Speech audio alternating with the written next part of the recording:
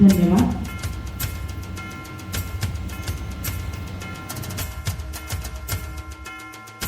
आपण आतुरतेने वाट बघत होतो असे आपल्या पाहुण्यांचं, आपल्या लाडक्या पाहुण्यांचं आगमन झालेलं आहे.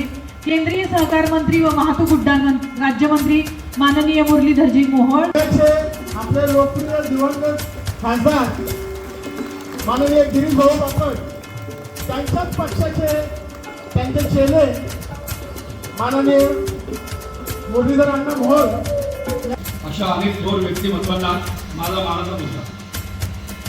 मी अशोक साळेकर शिवसेनेचे संघटना अध्यक्ष, सन्माननीय व्यासपीठ व उपस्थित माझ्या सर्व रिक्षा चालक बांधव, विद्यार्थी बंधू भगिनी यांना माझा सप्रेम नमस्कार. होतं की ज्या वेळेला आबा आणि अशोकराव आले होते आणि ते म्हणाले की असा असा कार्यक्रम आहे, बापूंचा फोन आला.